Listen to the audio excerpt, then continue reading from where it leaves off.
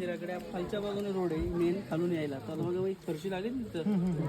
हे मंदिर बाहेर न पाहिलं आपण मस्जिद या वाटली. हो मस्जिद नसून महादेवाचं मंदिर आहे. आतमध्ये शंकराचं शिवलिंग आहे बघा. मोगलांना बाहेर आपलं मंदिर आहे. समोर बघा गणपतीचं मूर्तीचं चिन्ह आहे समोर. बरोबर. शिवाजी महाराज नेहमी पाटे पाजल्या मंदिरात यायच्या दर्शनाला. महाराजांना भेटण्यासाठी कविभूषण उत्तरेतून आला होता.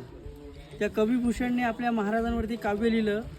इंद्रजिमी झुंबपर बाडवसु अंबपर रावणस दंबपर रघुकुल राज हे जय भवानी जय शिवाजी.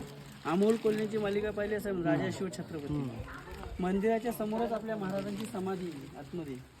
तिथे आता सिक्युरिटी आहे कारण तिथे दर्शन घ्यायला जायचं. तिथे घोषणा वगैरे आपण देऊ शकत नाही कारण तिथे महाराजांना श्रद्धांजली वाहण्याची जागा आहे. आपल्या महाराजांची प्रेतयात्रा गेली. त्यांच्या चितीला आग्नी दिली गेली.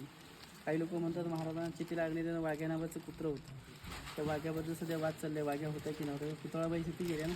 तिथे सिक्युरिटी आहे. वाद सगळं कोर्टात चालू आहे. पण मंदिर आणि समाधी हा गेट आहे बघा. ह्या गेटच्या पायरीवरती आर्किटेक्टचं नाव आहे. ज्याने हा गड बांधला.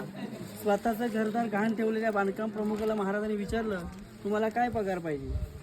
ते हिरोजी म्हटले महाराज आम्हाला संपत्ती नको. तुम्ही पाटे पाचला जगदीश्वराचे दर्शन जाणार. राजे तुमच्या पायाची धूळ ज्या पायरीवरती पडेल राज त्या ठिकाणी आम्हाला नाव लिहिण्याची अनुमती द्या.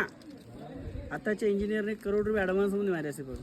म्हणून शेवटचं काव्य लिहिलं की अंधार झाला पाहता दिवा पाहिजे आणि या देशाला पुन्हा एकदा जिजाऊंचा शिवा पाहिजे. या देशाला ह्या महाराष्ट्राच्या भूमीला पुन्हा एकदा जिजाऊंचा शिवबा पाहिजे. त्या नावाची पाटी आहे इथं. आतमध्ये जा दर्शन घ्या आणि